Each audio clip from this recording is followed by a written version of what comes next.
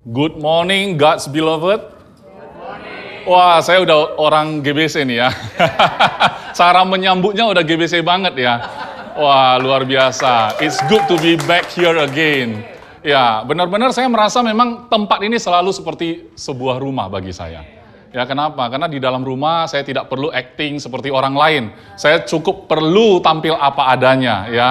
Saya harap saudara yang mungkin hari pertama untuk datang ke sini bisa merasakan hal yang sama juga. Ya, pertama saya ucapkan terima kasih sekali lagi untuk tuan rumah, Pastor Yudi dan pastor-pastor yang ada di tempat ini. Anda luar biasa sekali, dan juga para leader yang sudah luar biasa bekerja bersama-sama di dalam rumah ini.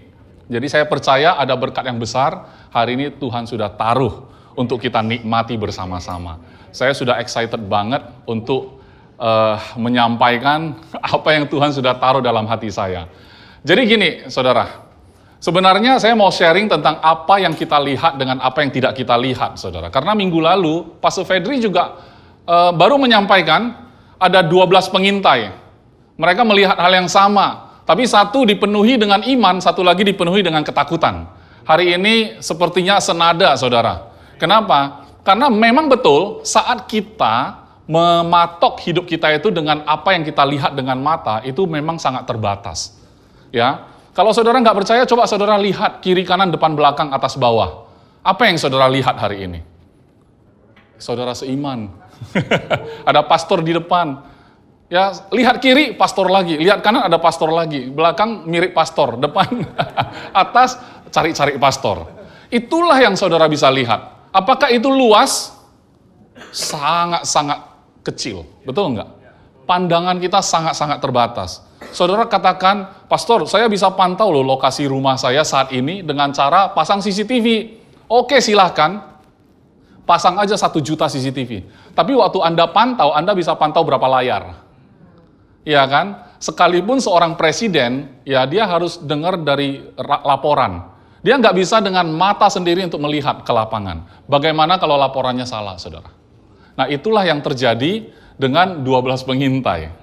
Ya, dan hari ini saya mau tegaskan kembali, ya, ini judul hari ini ya, what we see created by what we don't see. Apa yang kita nggak lihat itu jauh lebih besar, jauh lebih besar. Apalagi kalau kita lihat kehidupan para rasul, ya, rasul-rasul itu mengalami, mereka harus menghadapi orang-orang yang baru percaya, itu dengan background mereka yang latar belakangnya itu berbeda-beda, sangat berbeda. Ada yang menganggap setelah terima Yesus, mereka harus pelihara tradisinya. Ada yang menganggap begitu saya terima Yesus, saya tinggalkan tradisinya. Hanya karena itu pun bisa berantem, saudara. Ya kan, cocoknya begini dong, ya kan. Pastor serahkan ke saya hari ini mau perjamuan kudus dulu atau khotbah dulu atau terserah. Luar biasa GBC. Tidak masalah dengan itu. Ya, kalau di gereja mungkin yang pada umumnya menjaga tradisi, enggak salah sih ya. Cuman rasanya, oh harusnya perjamuan dulu, ini pastor dari mana? Ujuk-ujuk tiba-tiba nggak perjamuan, gitu kan? Nah, jadi beda-beda, ada yang malah gereja yang tidak setiap minggu, saudara. Tapi hari ini yang kita mau bahas adalah, jangan melihat apa yang kita lihat. Karena kalau kita membahas apa yang kita lihat, kita punya persepsi beda-beda, betul nggak? Kita punya potensi untuk saling berdebat, dan tidak ada titik temunya, sehingga orang percaya cuma perlu satu, firman Tuhan, saudara. Kenapa? Karena firman Tuhan itu sumber bagi kita, makanan bagi kita. Tapi makanan yang tidak terlihat. Tapi itu bisa menghasilkan, termanifestasi sampai kelihatan, saudara. Makanya, what we see created by what we don't see. Ini sebenarnya dari satu ayat, ya. Nanti kita lihat. Sekarang saya mau lihat, kita sama-sama lihat di 2 Korintus 4 ayat 18. Ini adalah kata-kata dari Rasul, ya, yang mereka sebenarnya sudah banyak persoalan lah. Korintus ini gereja yang saudara tahu sendiri. Mengerikan juga ya, sudah terima Yesus, kemudian latar belakang mereka ini sudah percaya tapi hidupnya masih aneh-aneh. Bagaimana kalau Rasul menjalankan panggilannya, berbicara dan memberitakan Injil, dan orang sudah terima, waktu membangun hidup para jemaat itu, Rasul itu cuma melihat pakai mata. Discourage. Benar nggak teman-teman? Benar nggak, saudara? Kadang-kadang kita kalau mengandalkan pandangan mata kita, kadang-kadang kita merasa discourage. Tapi bisa juga encourage. Bisa juga. Ya, tergantung apa yang kita lihat, kan begitu. Makanya kalau kita melihat sesuatu kejadian, mungkin kejadian bagus kita semangat. Kejadian sesuai harapan kita semangat. Tapi pertanyaannya bagaimana kalau kejadiannya tidak sesuai harapan kita? Seringkali kita langsung sepertinya, apa salah nggak ini? Apa yang saya harus lakukan? Kayaknya saya salah ini, harus dibetulin gitu loh. Ya, jadi kadang-kadang kalau kehidupan orang percaya itu, kalau dia tidak tahu, ada satu fitur orang percaya, ada satu fitur yang dia jarang pakai, yaitu melihat yang tidak kelihatan. Itu fitur yang dia nggak pakai. Orang percaya tidak ubahnya dengan orang tidak percaya. Fitur yang dia pakai hanya yang kelihatan mata aja. Padahal kita punya ekstra fitur yang tidak ada di orang dunia, yaitu melihat yang tidak kelihatan, saudara. Kita lihat, sebab kami tidak memperhatikan yang kelihatan. Betul, karena kalau dia perhatikan terus yang kelihatan, discourage, tinggalkan pelayanan, saudara, betul nggak? Melainkan yang tidak kelihatan, karena yang kelihatan adalah sementara, sedangkan yang tidak kelihatan adalah kekal. Ini satu statement yang sangat luas, saudara. Kalau kita bahas tentang iman ya, saudaranya, Abraham pun dijanjikan bahwa dari keturunannya, bukan keturunan-keturunan, tapi dari keturunannya, akan datang Mesias, kan begitu kira-kira ya. Yaitu Yesus, kita tahu semua. Pertanyaannya, sampai dia tutup mata dan mati, apakah matanya melihat Yesus itu lahir? Tidak. Dan Yesus itu adalah pribadi yang punya kehidupan kekal, dari kekekalan dia masuk ke dunia. Dan ini sesuatu yang tidak kelihatan, tapi sesuatu yang kekal. Janji Tuhan itu sebenarnya kekal, tapi kita nggak kelihatan saat ini. Kalau sudah termanifestasi ya sudah kelihatan gitu loh. Tapi sekalipun sudah termanifestasi, itu kalau sudah termanifestasi, misalnya contoh ya, orang sakit nih, dia klaim kesembuhan karena dia dengar khotbah dari pastor ya, kemudian dia dengar Injil, kemudian memerdekakan dia, kemudian dia percaya, dia terima kesembuhan ilahi. Akhirnya secara kasat mata, mata bisa melihat tubuhnya sudah sehat, betul kan? Pertanyaannya, kekal nggak yang kelihatan, walaupun sehat? Suatu hari pasti mati juga, saudara. Orang yang bahkan Yesus membangkitkan Lazarus 2000 tahun yang lalu. Lazarus dibangkitkan dari kematian. Pertanyaan saya, Lazarus sudah mati belum hari ini? Sudah mati juga. Artinya apapun yang saudara rindukan, saudara merasa saya bergumul deh, saya minta sama Tuhan, saya klaim gitu. Sampai itu jadi kenyataan pun matamu bisa melihat, tetap kalau sudah bisa lihat sementara. Ngeri ya. Sampai kita minta sesuatu, Tuhan sudah penuhi, sudah jadi kelihatan mata, saya mau katakan, itu jadinya sementara, saudara. Loh, jadi apalagi, pastor? Ada sesuatu yang tidak kelihatan, itu yang tetap kekal. Berarti tugas orang percaya itu sepanjang hidup dia, itu nggak selesai. Setuju nggak? Karena yang tidak kelihatan itu tidak terbatas. Jangankan perkara surgawi, saudara. Perkara duniawi saja, berapa banyak saudara bisa habiskan duit dalam satu hari? Katakan saudara sangat diberkati, sangat kaya hari ini, triliuner. Saudara dikasih uang tak terbatas, mau makan apa? Mau makan apa sehari? Saya dengan teman baik saya nih, Pak Edi ya dari Medan, kita nggak tahu gimana pas beliau dari Medan datang ke Jakarta juga, saya juga di waktu yang sama. Jadi kemarin kita ambil waktu 1 harian kayak pacaran gitu ya. Jalan terus, mau makan apa? Kita dikasih jatah makan yang tidak terbatas pun, kitanya yang terbatas, betul nggak? Ini perkara duniawi loh. Saudara gimana bisa memahami perkara surgawi? Tidak kelihatan dan tidak terbatas pula. Kita di duniawi ini aja nggak bisa menikmati seluruh dunia. Hari ini apa yang kita nikmati di Jakarta, kita nggak tahu ada apa di Eropa, ada apa di Jepang. Saudara mungkin pernah ke sana, tapi kan hari ini saudara di sini. Iya kan? Di sana lagi ada acara tuh, tapi kan saudara di sini, nggak bisa kan? Saudara punya uang, mau hari ini juga terbang ke sana, ya kan harus pakai prosedur. Begitu terbatasnya kita gitu. Begitu terbatasnya kita, bahkan urusan duniawi pun kita belum apa-apa, saudara. Betul nggak? Sampai kita mati pun kita nggak akan jadi apa-apa juga. Walaupun sudah triliuner gitu loh, memiliki gedung gitu loh. Tapi ya itu aja. Toh kita naik pesawat, lihat gedung yang kita punya, ya kan? Satu Jakarta jadi kecil. Jadi kecil, saudara. Apa yang kelihatan walaupun besar, sementara. Terbatas lagi. Sementara lagi. Kenapa saudara kejar itu? Ya, nggak salah sih menjadi kaya ya. Asal saudara tahu dan mata saudara tetap tertuju kepada yang tidak terlihat. Kenapa? Karena yang tidak kelihatan itu yang kekal. Nah, kalau saudara sudah tahu bahwa, Pastor, kayaknya ini mirip-mirip ya. Minggu lalu soal iman. Oke, kita buka ayat yang berhubungan kental dengan iman. Saudara tahu di kitab apa? Biasanya kan kalau ngomong iman ambil dari kitab apa tuh? Ayo, Ibrani. Mari kita buka Ibrani 11. Ibrani 11 ayat 1-3. Wah, ini sangat legend ini ayat. Di mana-mana orang Kristen pasti sudah tahu, Pastor kok pakai ayat ini lagi? Kayaknya bosan deh. Saya yakin, saudara tidak akan pernah bosan. Kenapa? Karena firman Tuhan adalah makanan yang fresh. Saudara baca ini 3 kali, 4 kali, 10 kali, 1000 kali, saya juga udah baca berapa kali gitu loh. Tapi selalu ada sesuatu, saudara. Mari kita lihat, iman katanya adalah dasar dari segala sesuatu yang kita harapkan. Dan bukti dari segala sesuatu yang tidak kita lihat. Berarti agunan ini, bukti, dasar gitu ya, kayak agunan, bukti, proof ya, yang kita nggak lihat. Jadi, jaminan gitu ya, yang tidak kita lihat. Tapi, kalau sudah kelihatan, itu kan katanya bukan iman lagi. Justru karena belum melihat, tapi Tuhan sudah janji, oke, saya percaya itu jadi iman. Jadi mana buktinya? Ya sudah, percaya saya itu adalah buktinya, iman saya adalah bukti. Agak repot ini, gimana cara menjelaskan gitu loh. Makanya saya anggap saudara adalah supranatural ini. Makhluk supranatural. Omongan yang begitu sulit pun saudara bisa paham. Ya kan, bukti dari yang tidak kita lihat. Kalau belum terlihat, gimana membuktikan, Pastor? Nah, ini yang luar biasa. Tidak kelihatan, tapi jadi bukti. Itulah hidup orang beriman. Tidak kelihatan, tapi sudah cukup jadi bukti. Kita lanjut. Sebab oleh imanlah telah diberikan kesaksian kepada nenek moyang kita.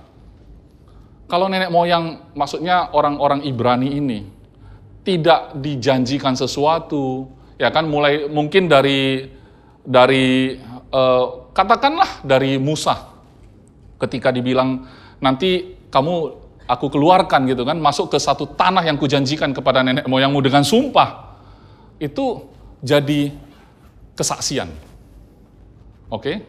Jadi ini kayak kata-kata di persidangan gitu kan, mana buktinya, ya kan, ada kesaksian sana sini ya kepada nenek moyang. Mereka cukup terima, oh begitu ya, oke, pegang gitu loh. Begitu dipegang, perjalanannya nggak sampai mereka, saudara, generasi lanjutannya. Jadi saudara, mungkin kita nggak bisa makan sendiri nih firman Tuhan. Kenapa? Mungkin sampai suatu hari kita udah nggak ada di muka bumi ini, anak kita, cucu kita itu lanjutinnya itu perkara kesaksian yang sudah diberikan kepada kita. Ya, saya tadi lihat Fun Church itu, saya lihatnya sebagai masa depan gereja, saudara. Betul nggak? Dan namanya masa depan, dan mereka kan di usia mereka masih muda begitu, kita lihat mereka sebagai benih. Sebagai benih. Tadi sekilas saya dengan Pastor Yudi, saya bilang, itu Pastor, itu benih ya. Rupanya itu logo apa itu, yang di Fun Church itu kan. Daun apa gitu loh, tapi saya lihatnya benih gitu. Jadi ya, lihatlah anak-anak kita itu adalah benih. Mereka punya perjalanan sendiri, betul, tapi mereka tidak pernah sendiri. Maksud saya perjalanan mereka sendiri, maksudnya kadang-kadang dalam hidup mereka, saudara bahkan absen. Saudara bahkan absen. Papa saya meninggal di usia 49 loh. Berarti dia absen kan? Saya aja tahun ini udah 47. Papa saya meninggal di usia 49. Berarti beliau absen. Absen. Tapi emang saya jadi anak yatim? Enggak. Saya selalu punya bapa. Dan bapa yang saya punya itu adalah bapa saudara juga. Ya kan? Dan dia bapa yang kekal. Tidak kelihatan tapi kekal. Bapa jasmani saya kelihatan tapi tidak kekal sementara. Oke lah kalau saya extend usia dia jadi 100 tahun gitu lah, panjang umur. Ya itu tetap sementara, betul nggak saudara? Betul nggak? 1000 tahun bagi manusia, 1 hari bagi Tuhan. Saya bagi 24 jam. Sehari kan 24 jam. Berarti 1 jamnya Tuhan itu 40 tahunnya kita. Bagi aja 24. Ya kan? Berarti kalau kita hidupnya 80 tahun, 120 tahun baru 3 jam, saudara. Di mata Tuhan. Begitu sementaranya hidup manusia. Tapi bagi kita udah capek ya, 120 tahun udah puas. Udah puas. udah nampak cicit itu. 120 tahun sudah puas gitu loh.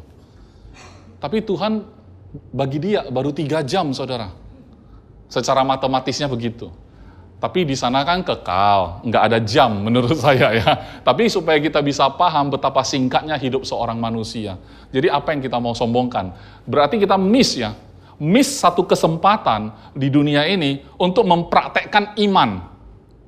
Karena di khotbah saya minggu lalu di gereja kami di Medan, Agape Grace Family, saya bilang practice faith di Yakobus, ya kan? Mengamalkan iman katanya.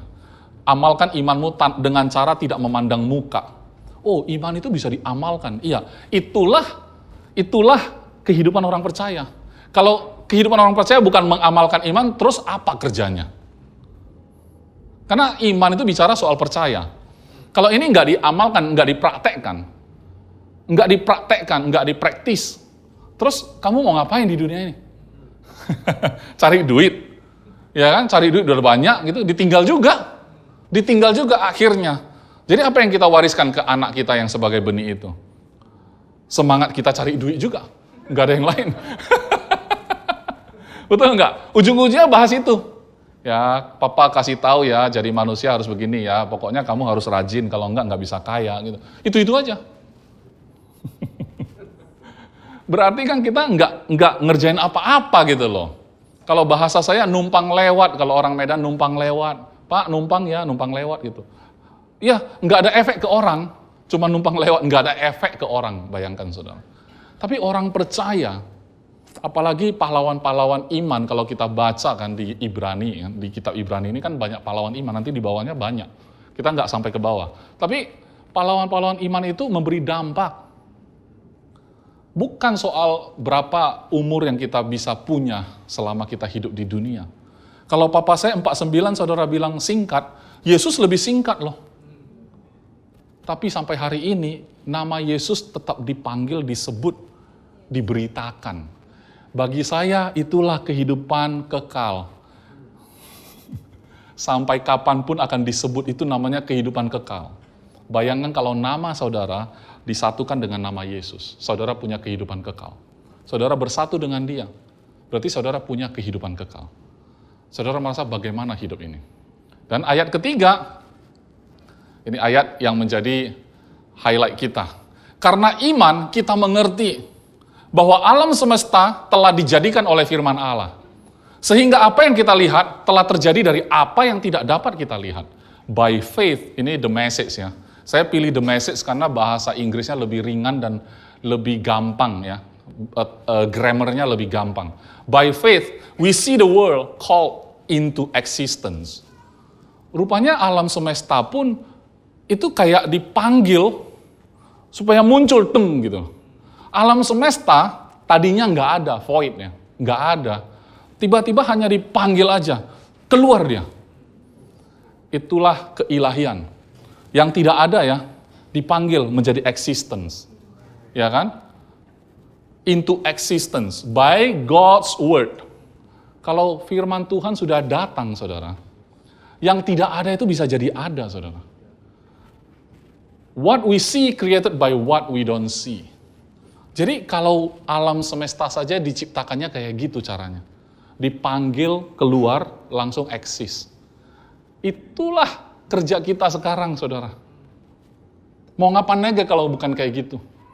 Saudara jangan lihat pakai mata yang belum ada, bukan yang sudah ada. Misalkan kalau saudara bilang ya, oke, Tuhan bilang kamu lakukan ini. Saudara lihat apa? Resources kan. Saat melihat resources, itu kan kita dalam iman kita apa? Kita bilang impossible. Impossible. Kenapa? Karena melihat resources yang ada, limited. Jadi kemudian kalau kita melihat itu, bisa juga jadi semangat. Kenapa? Resources banyak. Betul nggak? Tapi lihat ya, resources banyak atau sedikit, bahkan tidak ada, ini perkara sementara. Karena yang terlihat, yang kelihatan tetap sementara. Justru yang kita mau lihat adalah yang tidak kelihatan. Itu yang kekal dan tidak terbatas. Itu yang kita perlu katakan supaya dia eksis. Kalau begitu saudara, tidak ada dalam hidupmu yang kurang? Masih adakah yang kurang? Kalau masih, panggil. Dari kekekalan, panggil. Tapi sesuai firman Tuhan ya. Jangan panggil yang aneh-aneh. Ini kan God's word ya. God's word. Kenapa kita bisa tahu? Karena kita baca Alkitab. Kenapa kita sah kalau misalkan kita panggil berkat untuk samperin keluarga kita? Karena saya tahu firman Tuhan pernah bilang, Tuhan Yesus datang memberikan hidup yang berkelimpahan. Oke, berarti bisa. Tapi kalau saya panggil yang enggak, ya kan? Nah, itu yang jadi persoalan. Jadi manusia ini aneh-aneh, saudara. Dengar kayak gitu nanti pikirannya kan melenceng, ya kan? Kadang-kadang mikir yang tidak ada di firman. Padahal hari ini yang kita mau bilang itu konteksnya tetap dalam firman Tuhan. Karena cara Tuhan menjadikan alam semesta adalah dengan firman-Nya. Dia panggil, dia jadikan dengan firman, sehingga apa yang kita lihat telah terjadi dari apa yang tidak dapat kita lihat. Saudara, kata dijadikan firman Tuhan. Saudara lihat ya, firman Tuhan ini apa? Kenapa dia bisa menjadikan sesuatu dari yang tidak kelihatan, menjadi kelihatan? Sebenarnya firman Tuhan ini apa? Mari kita lihat di Kolose 1, ayat 15, Kolose 1 ayat 15 sampai 20. Ya, saya nggak tahu ini bakal jadi singkat khotbahnya atau jadi panjang. Pokoknya enjoy aja. Kalau singkat tapi nendang, oke, cukup. Kenyang. Oke? Kenyang, puas, dan kita berubah. Atau kalau mau panjang juga oke, kita enjoy. Amin ya. Ya, kita belum tahu ini. Oke, rupanya ia adalah siapa? Yesus. Ia adalah gambar Allah yang tidak kelihatan, yang sulung, lebih utama dari segala yang diciptakan, karena di dalam dialah telah diciptakan segala sesuatu, yang ada di surga dan yang ada di bumi, yang kelihatan dan yang tidak kelihatan, baik singgasana maupun kerajaan, baik pemerintah maupun penguasa. Segala sesuatu diciptakan oleh Dia dan untuk Dia. Ini secara positif, Dia biang keroknya. Tuhan Yesus itu yang menjadikan yang tidak ada jadi ada. Dia pelaku utamanya, saudara. Dia pelaku utamanya. Kalau saudara merasa hari ini sangat-sangat diberkati, dia pelakunya, saudara. Pastor, saya nggak merasa hidup saya berkelimpahan nih. Bukankah dia juga pelakunya? Terus saya berani katakan, bukan dia lah, pastor nggak fair. Tadi katanya semua biang keroknya. Iya, karena Tuhan menciptakan semua baik. Tuhan menciptakan semua sempurna. Yang mengacaukan kan manusia. Dari awal sih kita sudah tahu. Jadi kalau kita runut ya, bacaan kita di Alkitab. Dari kejadian saja kita sudah nggak mungkin salah tafsir. Nggak mungkin kita mempertanyakan yang seperti tadi ini. Ketika saya bilang, kalau saudara merasa diberkati, dialah penyebabnya, dia pelakunya. Tapi kalau saudara merasa tidak diberkati, dia bukan pelaku. Saudara protes kan? Lihat dulu di Kejadian. Siapa pelakunya kalau menjadi tidak beres? Tuhan tidak pernah menyebabkan ketidakberesan dalam hidupmu. Amin? Justru ketika saudara sudah melakukan banyak kesalahan, dia rela datang untuk fix itu semua. Dan dia pakar dalam hal itu. Jadi kita nggak akan menjadi orang percaya yang salah tingkah melulu, salah tafsir melulu, tidak sesuai konteks melulu gitu kan. Ada satu statement terus langsung bingung gitu kan. Karena pencernaannya terganggu. Kalau dengerin satu statement ya kan pencernaannya terganggu. Dicerna-cerna nggak paham-paham. Setelah nggak paham malah menimbulkan yang lain. Persepsi lain, asumsi lain, kesimpulan sendiri gitu loh. Kalau sudah diproses dan kesimpulan sendiri ternyata salah gitu kan. Yang salah nanti pendetanya salah, gerejanya salah, Tuhannya pun salah. Ya kan? Kalau merasa nggak beres, pengen ditukar. Kalau mobil nggak beres ya kan, kita pengen ganti mobil kan. Nah nanti orang tua, kita merasa orang tua tetangga lebih bagus. Orang tua pun pengen kita ganti. Hati-hati dengan studi banding. Hati-hati dengan studi banding. Ya kalau misalnya gereja ini pengalaman juga ya. Kalau misalnya ini gereja GBC nih, saya datang nih, saya lihat, wah pemain musik luar biasa. Saya pulang nih, saya pastor loh. Saya pulang ke gereja saya.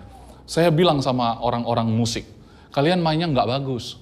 Saya ke GBC kemarin. Oh, bagus sekali permainan mereka. Lihat ini, saya udah videoin. Nah, seperti ini mereka main. Kamu harusnya begini, harusnya begini. Mereka tertekan, saudara. Jadi maksud pastor, kita mau jadi GBC.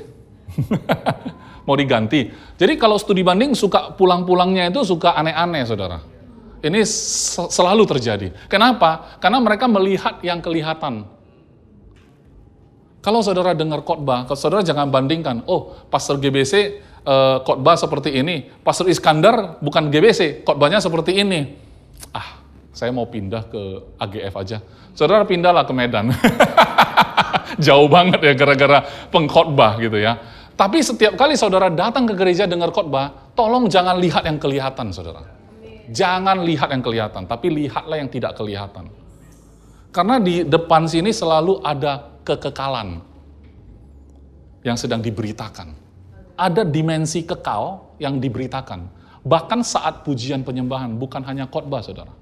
Bahkan waktu perjamuan kudus, saudara diajak masuk kepada kekekalan, kepada kemustahilan secara fisik.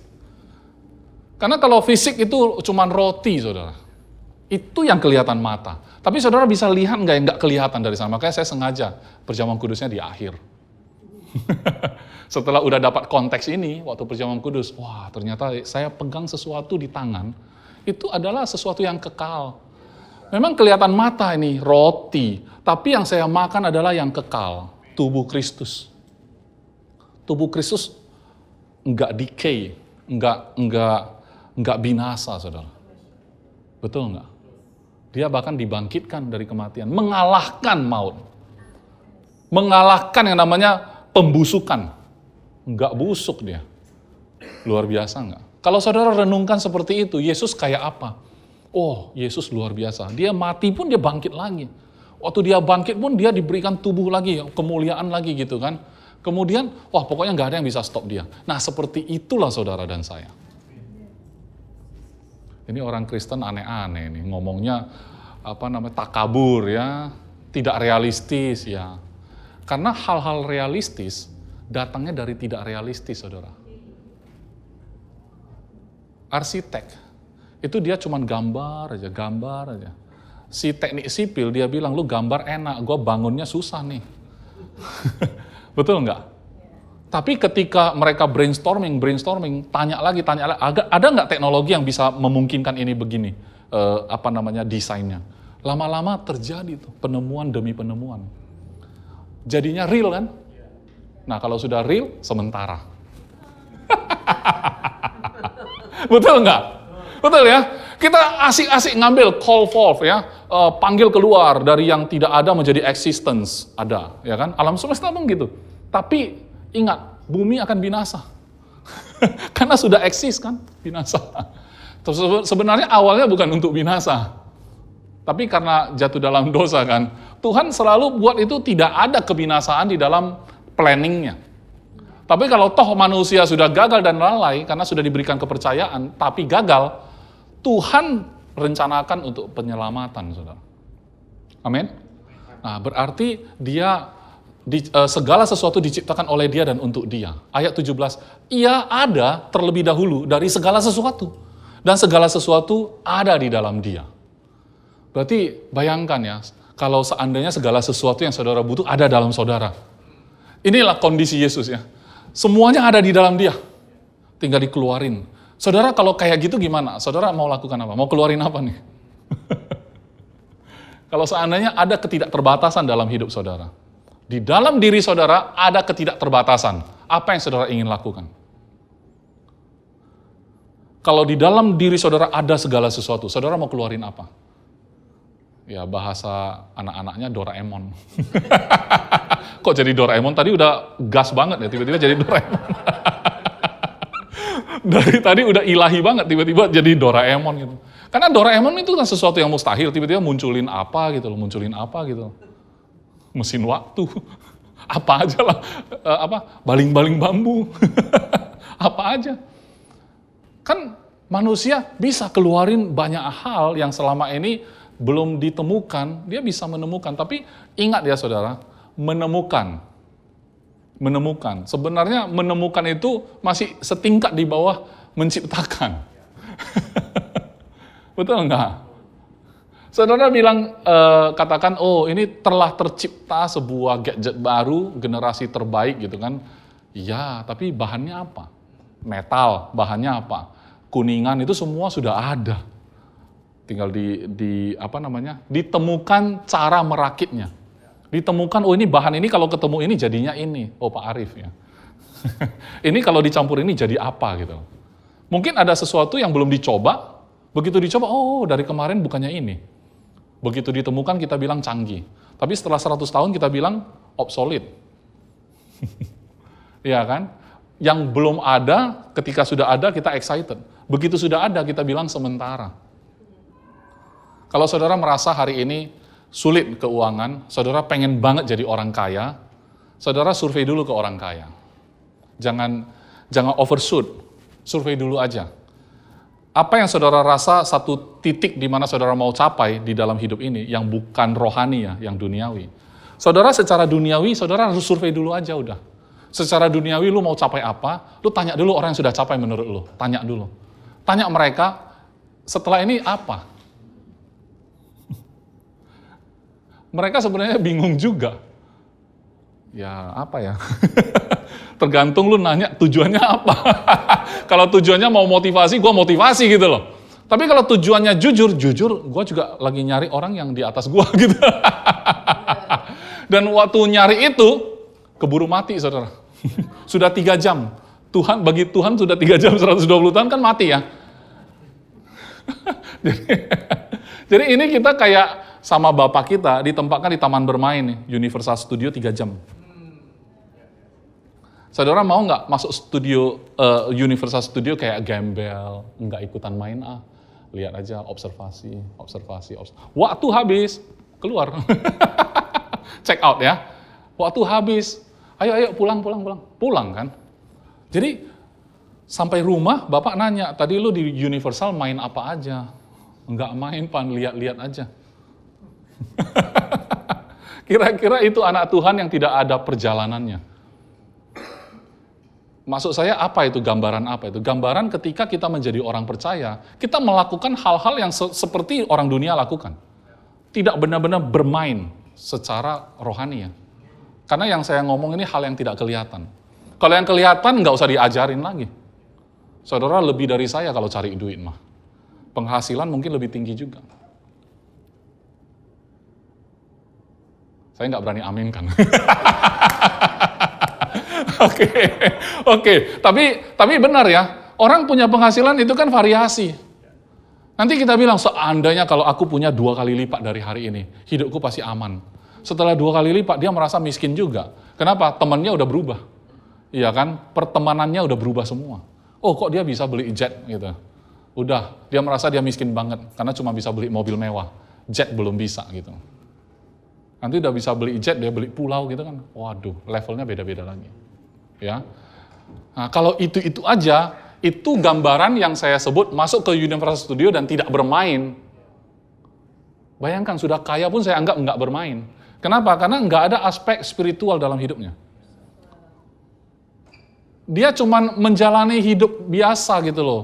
Yang menurut dia lebih senang sampai sebelumnya mati gitu aja.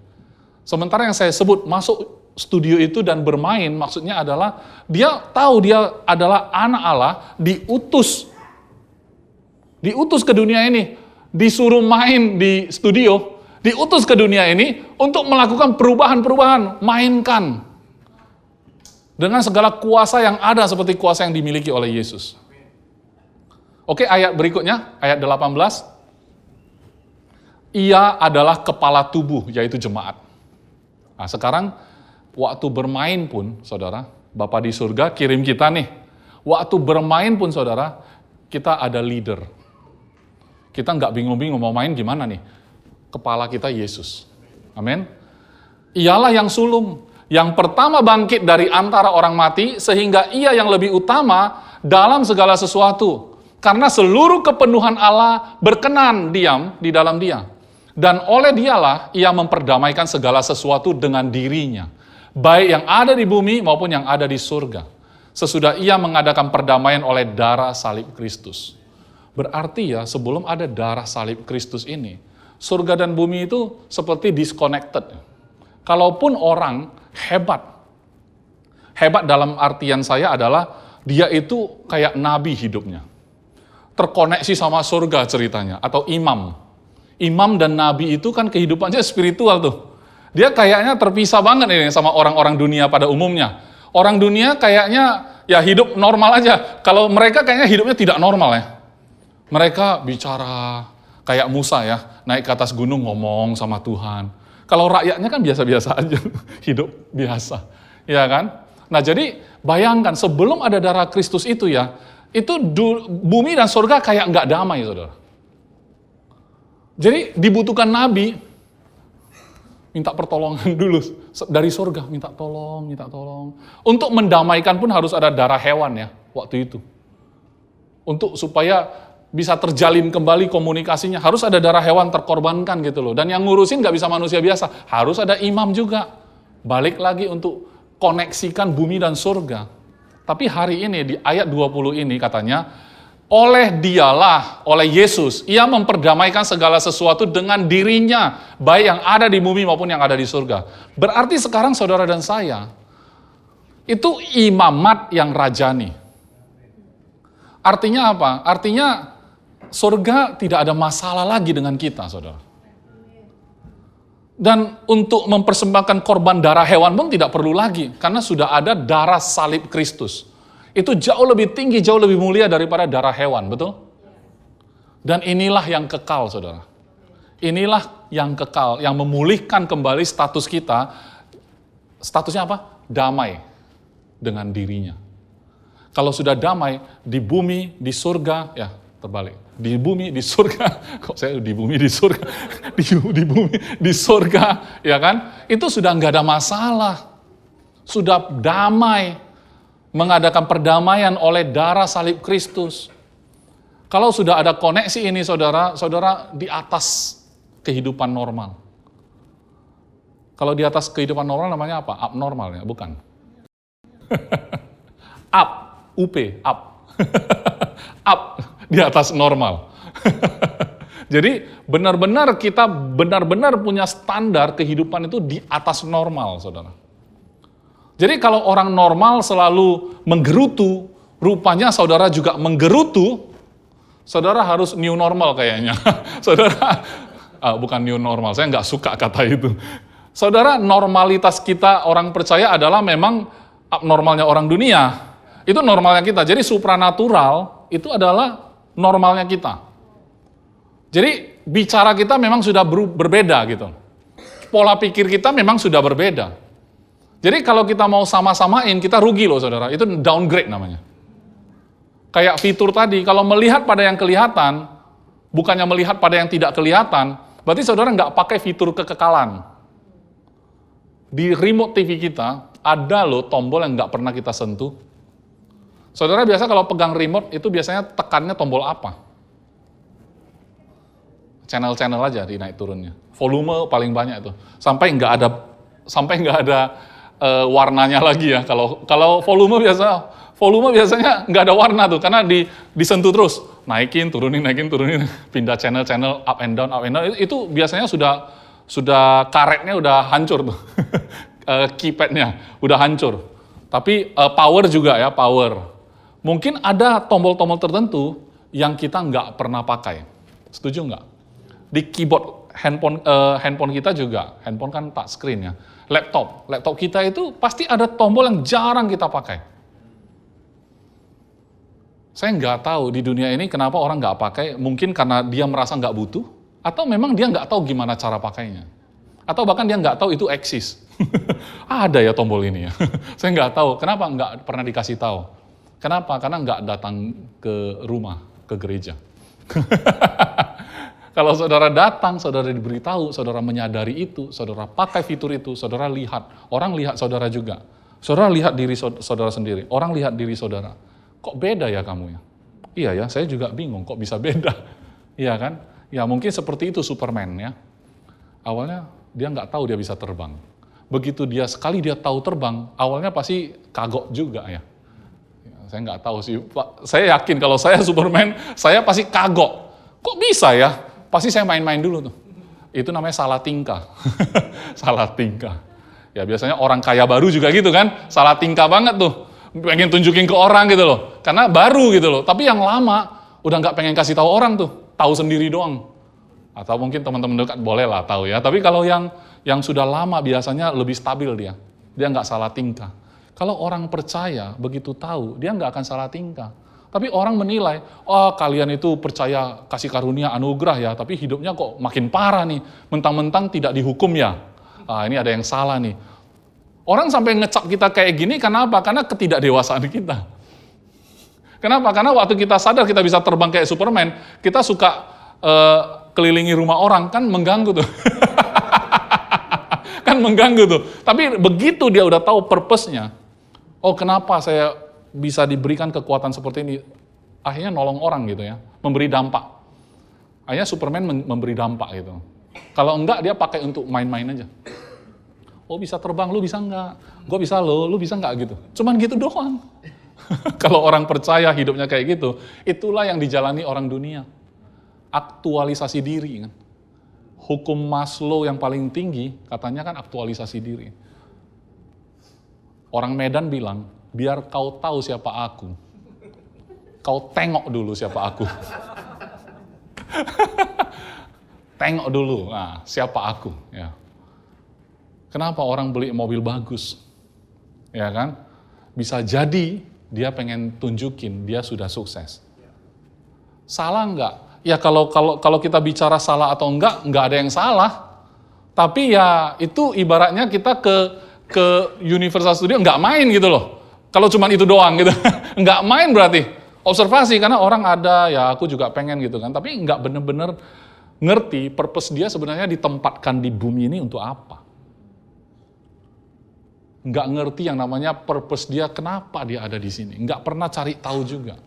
Enggak pernah terkoneksi. Bahkan untuk mengetahui bahwa sudah didamaikan ke surga pun dia enggak tahu. Sudah didamaikan pun dia enggak tahu. Dia bertindak seolah-olah belum damai lagi. Minta ampun-ampun gitu, minta ampun-ampun gitu. Habisin waktu untuk minta ampun-ampun. Tuhan tidak menghukum.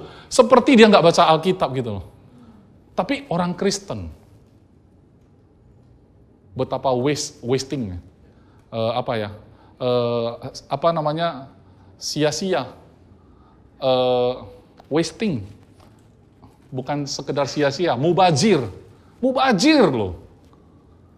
Udah dikasih umur, dikasih kesehatan, dikasih posisi, ganteng, ganteng lagi, cakep lagi, ya kan? Tapi cuman kayak gitu doang, kayak orang dunia gitu loh, ya. Ketahuilah saudara, bumi dan surga sudah damai sama saudara. Bumi kelihatan, yang tidak kelihatan surga. Dua-duanya sudah damai. Saya kalau ngomong gitu nggak ngecilin yang kelihatan, saudara, bukan. Maksud saya mau kasih tahu, pertama kita lihat yang tidak kelihatan. Begitu itu muncul jadi kelihatan, itu sementara saya bilang saya bukan sedang mengecilkan. Tapi ini pun sudah didamaikan oleh karena darah salib Kristus. Amin.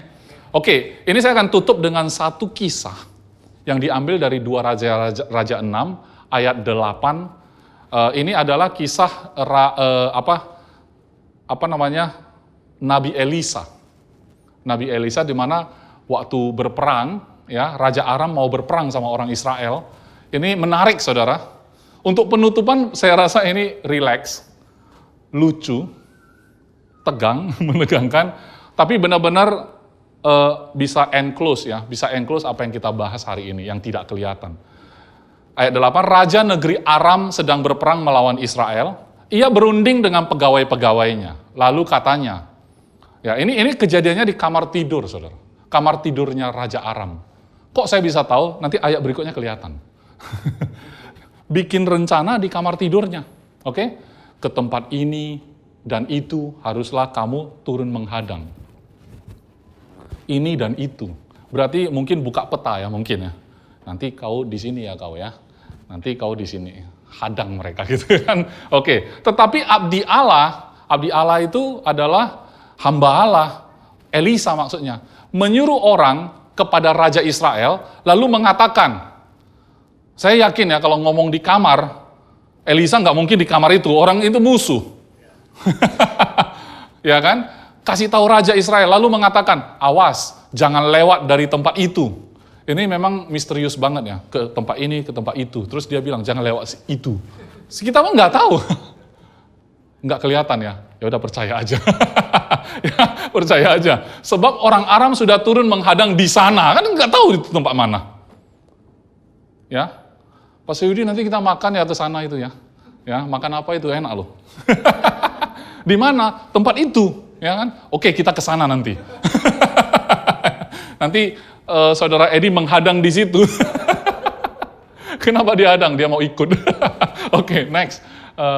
Oke, sebab itu Raja Israel menyuruh orang-orang ke tempat yang disebutkan abdi Allah kepadanya. Demikianlah Elisa memperingatkan kepadanya supaya berawas-awas di sana. Bukan sekali dua kali saja. Berarti begitu Elisa memberitahu raja, maka raja juga sudah standby. Sekarang gini saudara, raja dan nabi zaman dulu itu berjalan bersama-sama. Kenapa? Ini adalah satu pemetaan bagi saya. Raja itu melihat yang kelihatan. Nabi melihat yang tidak kelihatan. Sekarang, saudara dua-duanya ada. Dulu fitur itu remote-nya itu cuma satu dipegang sama nabi, satu dipegang sama raja. Nabi kalau ngomong, serdadu kan nggak bisa gerak tuh. Raja yang harus perintahkan. Tapi raja kalau asik-asik perintahkan nggak tahu apa-apa dari surga, nggak bisa juga. Makanya dia dengar dari nabi, dipraktekin, dieksekusi. Ya, jadi kita punya dua-dua nih. Hidup kita adalah nabi dan raja. Yang ini kerjasama nih. Oke, kita lihat gimana kerjasamanya. Lalu mengamuklah hati Raja Aram tentang hal itu. Maka dipanggilnya lah pegawai-pegawainya, katanya kepada mereka, tidakkah dapat kamu memberitahukan kepadaku siapa dari kita memihak kepada Raja Israel? Pasti ada mata-mata. Yang ini bukan pengintai ya, pengintai yang melihat gimana itu tanah perjanjian, bukan. Tapi yang ini siapa mata-mata? Kok apa yang saya kasih tahu, orang Israel bisa tahu? Kenapa strategi saya bocor? Siapa yang bocorin? Berikutnya ayat 12. Tetapi berkatalah salah seorang pegawainya. Salah seorang pegawai namanya siapa juga nggak tahu. Ya, tidak tuanku raja, melainkan Elisa, nabi yang di Israel. Dialah yang memberitahukan kepada raja Israel tentang perkataan yang diucapkan oleh tuanku di kamar tidurmu, kan itu. Makanya saya tahu tadi waktu bahas-bahas itu di kamar tidur. Ya. Siapa yang bocorin? Bukan raja. Israel, nabi mereka itu, di Israel ada nabi namanya Elisa. Dia yang kasih tahu raja. Saya heran juga kok dia bisa tahu, dia spy juga kali. Itu apa itu namanya? Double agent ya. Double agent. Kok dia bisa tahu juga? Dari sana bisa tahu, dari sini bisa tahu. Ini double agent ini. Berkatalah raja katanya ya. Pergilah melihat. Ya kan? Melihat ya, lihat. Matanya lihat tuh. Di mana dia? Supaya aku menyuruh orang menangkap dia. Maksudnya si Elisa. Lalu diberitahukannya lah kepadanya. Dia ada di Dotan. Tahu juga, berarti ada spy, ada intel ini. Intelijennya main ya. Dia ada di Dotan. Oke, berikutnya. Saya pun sebenarnya nggak tahu Dotan itu mana. Maka dikirimkannya lah ke sana. Ke sana. Ke sana berarti Dotan ya. Kuda serta kereta dan tentara yang besar. Saudara bayangkan ya, ini harus imajinasi nih. Oke, harus imajinasi. Dikirim kuda, kereta, dan tentara yang besar. Sampailah mereka pada waktu malam, lalu mengepung kota itu. Ketika pelayan abdi Allah berarti pelayannya si Elisa, ajudannya Elisa, ajudan.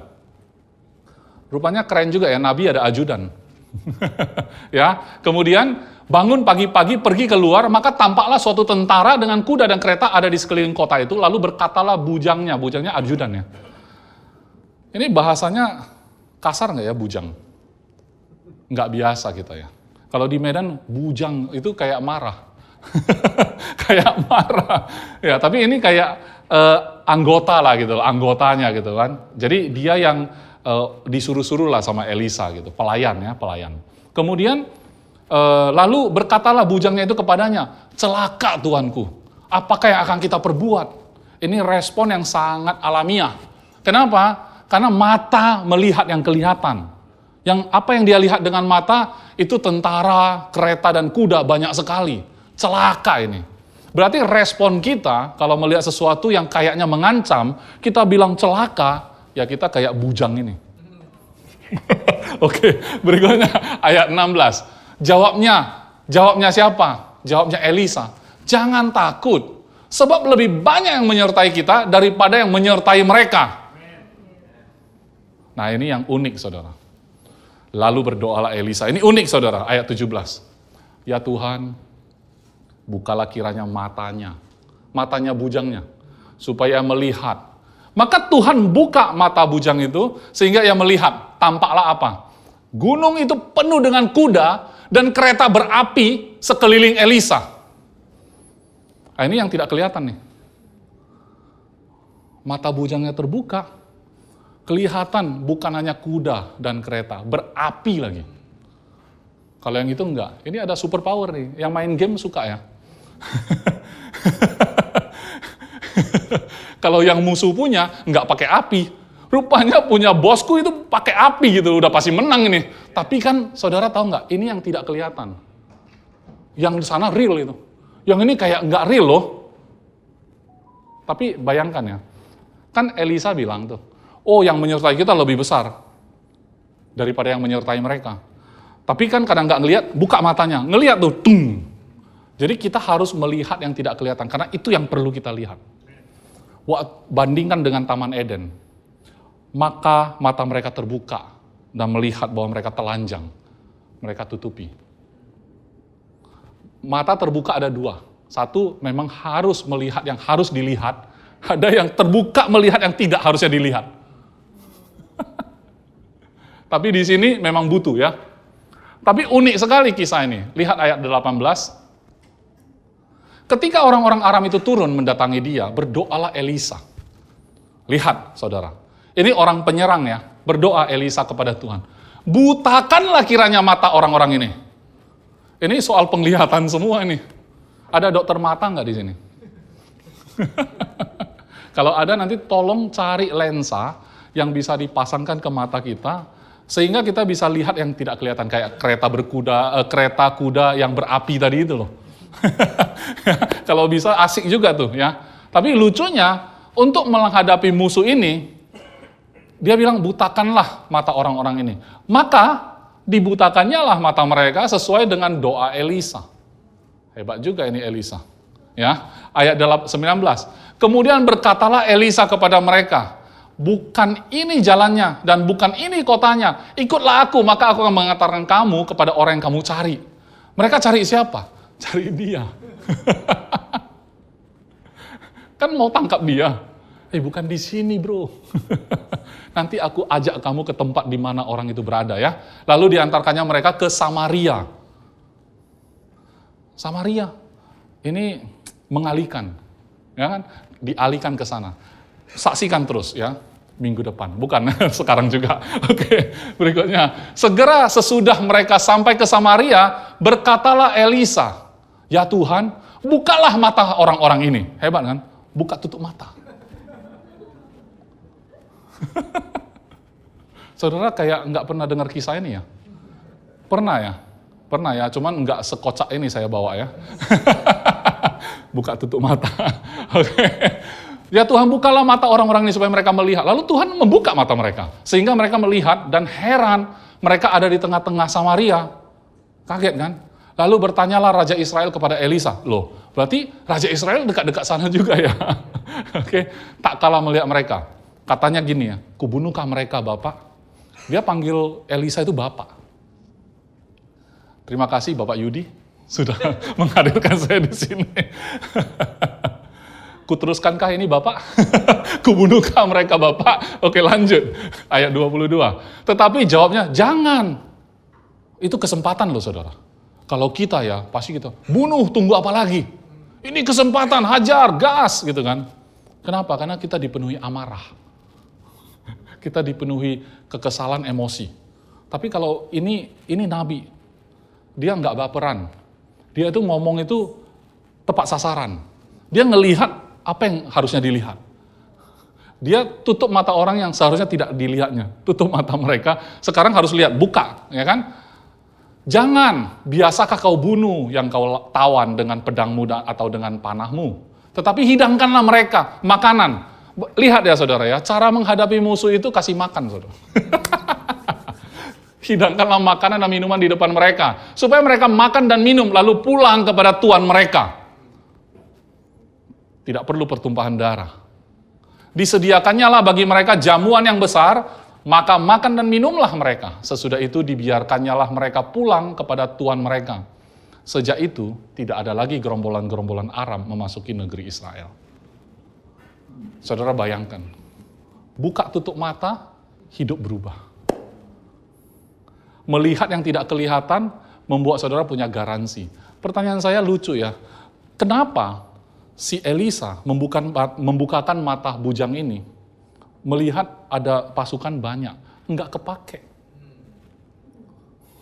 Pasukan musuh enggak kepake. Jadi pakai apa? Makan-makan. Saudara enggak perlu formulasikan ini. Nanti kalau apa-apa makan-makan gitu. Walaupun ada benarnya memang. Saya enggak jadi musuh saudara pun perlu dihidangkan juga.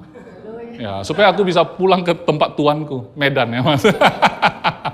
Tapi kan masa tidak ada lagi gerombolan, saya kan bukan gerombolan.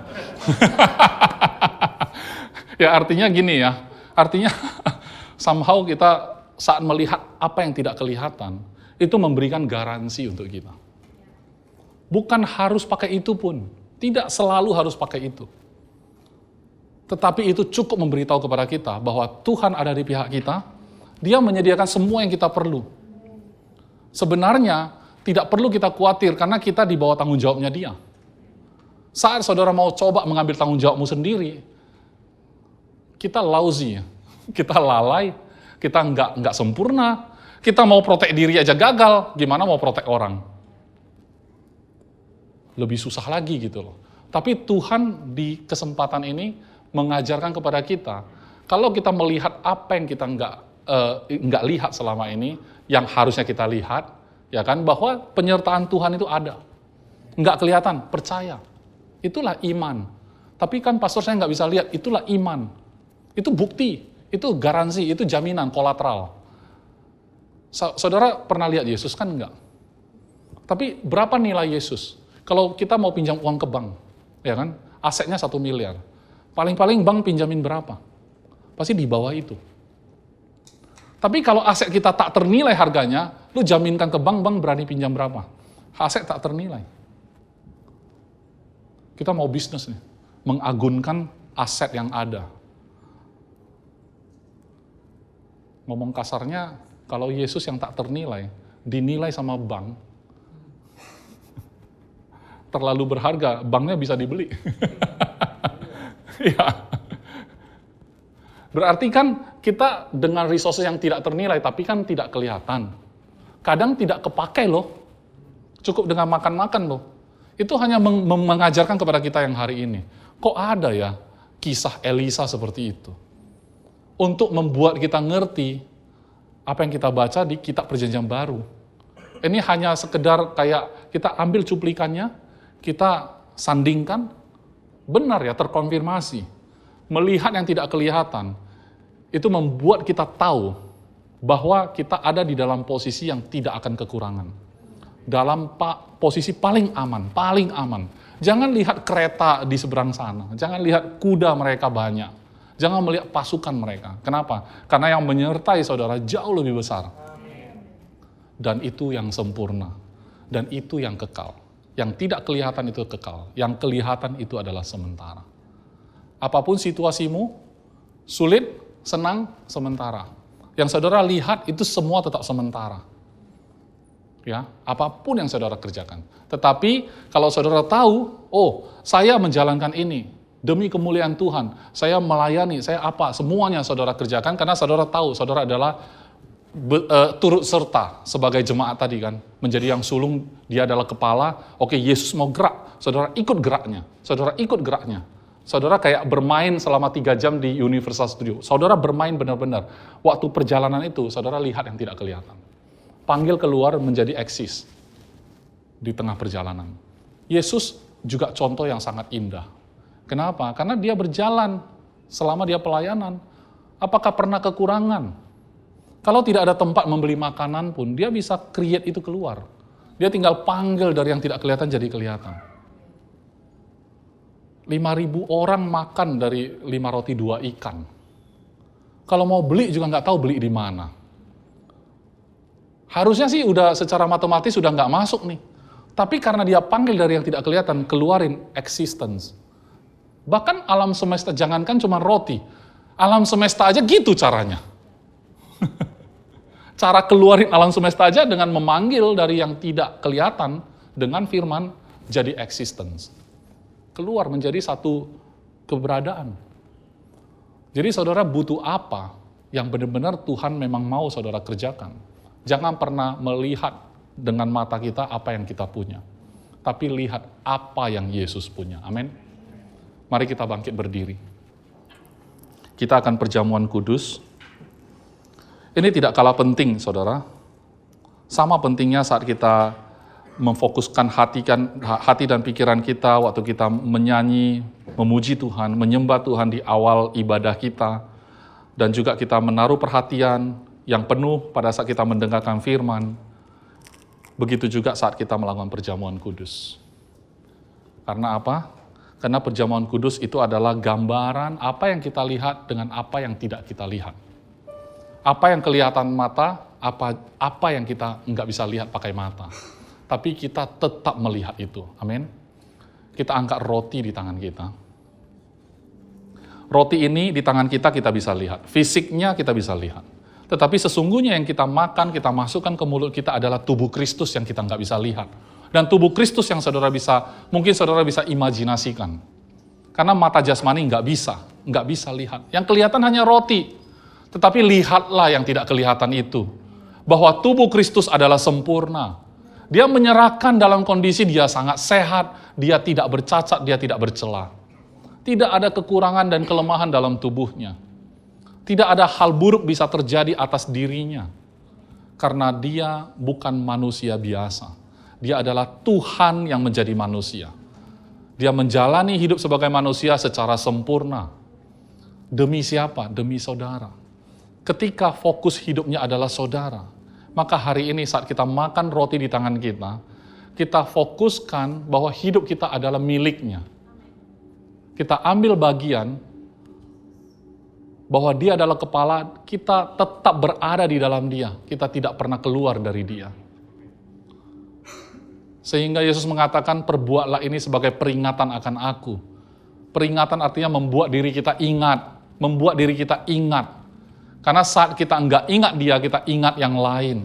Saat kita enggak ingat tentang Yesus, kita akan ingat tentang keadaan kita, kelemahan kita, dan kita. Saat kita melihat tentang dia, dan dia oleh dia untuk dia, maka kita ada dalam tanggung jawabnya. Terima kasih Tuhan Yesus buat tubuhmu yang sempurna ini. Yang kau pecahkan dan bagikan bagi kami. Sehingga pada hari ini saat kami makan roti ini, kami ambil bagian dari kesempurnaan-Mu.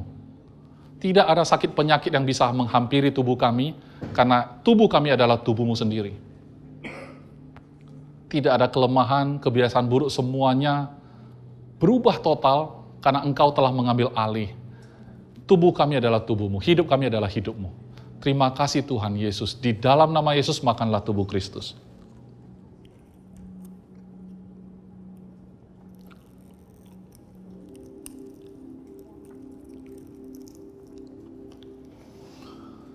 Cawan di tangan kita adalah darah Kristus. Mata melihat sebagai anggur secara fisik. Tetapi saat kita melihat yang tidak kelihatan, ini adalah darah Kristus. Darah berbicara tentang nyawa dan kehidupan. Saat dia mencurahkan darahnya di atas kayu salib, darah itu menetes sampai ke bumi. Sehingga segala kutuk selesai di atas tubuhnya. Dia menjadi kutuk bagi kita. Oleh sebab itu saat kita minum dari cawan ini, kita melihat bahwa ada kehidupan Kristus dalam hidup kita. Di dalam darah mengalir sifat-sifat seseorang. Ini adalah darah Kristus, bukan darahmu. Maka mengalirlah sifat-sifat Kristus dalam hidupmu. Di dalam darah mengandung identitasmu. Keturunan siapakah engkau? Dan ini adalah darah Kristus. Oleh sebab itu, engkau adalah anak dari Allah Bapa yang Maha Tinggi. Terima kasih Tuhan Yesus buat darah-Mu yang sempurna. Saat kami minum dari cawan ini, kami mengingat akan identitas kami. Bahwa kami adalah anak-Mu, anak yang Engkau kasihi, kepada kami Engkau berkenan. Engkau tidak pernah meninggalkan kami. Karena kami ada dalam Kristus. Saat Engkau melihat kami, Engkau melihat sebuah pribadi yang sempurna. Engkau selalu memegang hidup kami, Engkau selalu menjaga kami. Lebih daripada kami menjaga diri kami sendiri. Engkau jauh lebih memperhatikan kami daripada kami memperhatikan diri kami. Kami terima darah ini bukan untuk diri kami sendiri, tapi semua keluarga besar kami dan juga anak cucu kami. Kami percaya dan menjadi kesaksian bagi mereka semua. Terima kasih Tuhan Yesus buat darah-Mu yang sempurna. Di dalam nama Yesus, minumlah darah Kristus.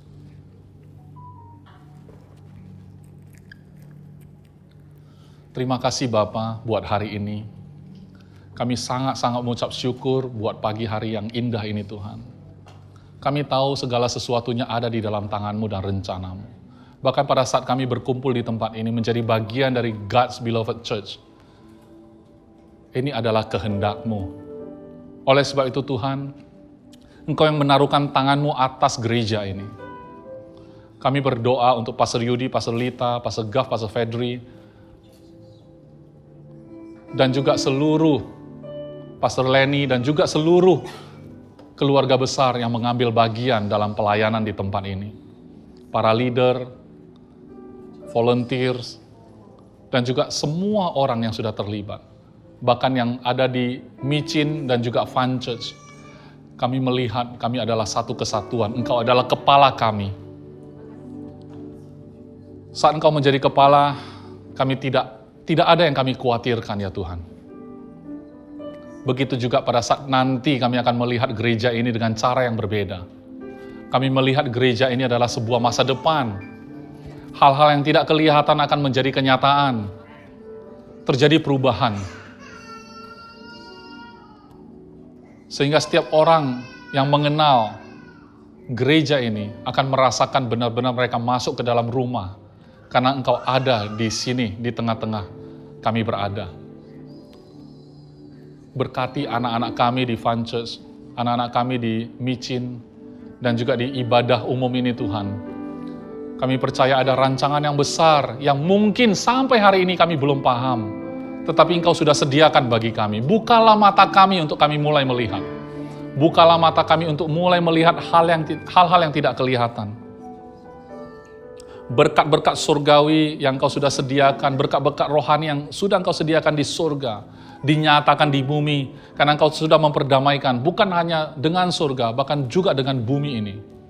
Sehingga apa yang dikatakan dunia itu sulit, bagi anak-anak-Mu tidak ada yang sulit.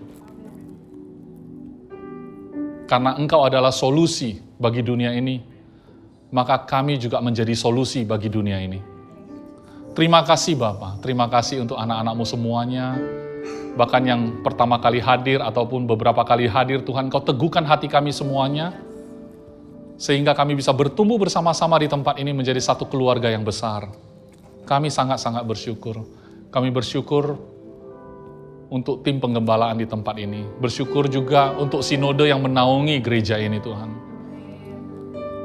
Engkau perkuat seluruh gereja-gereja lokal yang tersebar di seluruh Indonesia di bawah sinode ini. Karena kami percaya keberadaan ini adalah keberadaan yang benar-benar bukan keinginan manusia, bukan keinginan 1-2 orang, tetapi Engkau sendiri yang berkehendak, maka Engkau yang melindungi secara sempurna.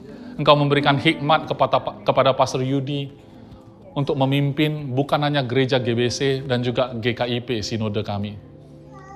Terima kasih Bapa, berikan kesehatan yang sempurna, pelindungan yang sempurna untuk keluarganya, usaha pekerjaannya Engkau yang jadikannya menjadi berhasil. Berkat yang sama Engkau berikan kepada semua orang di tempat ini. Mari saudara angkat tangan wajahmu ke surga. Lihatlah Allah Bapa begitu mengasihimu. Dia memberkatimu, Dia melindungimu, Dia menyinarkan wajahnya kepadamu, memberimu damai sejahtera. Dia tidak hanya mengubah situasimu, Dia memberikan hidupnya bagimu, untuk engkau bisa melakukan apapun yang Dia inginkan dalam hidupmu, tanpa ada satu keraguan dalam hatimu.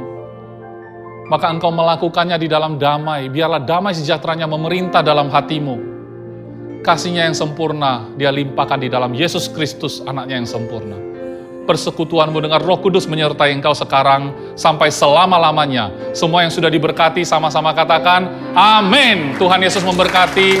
Sampai jumpa lagi. Terima kasih.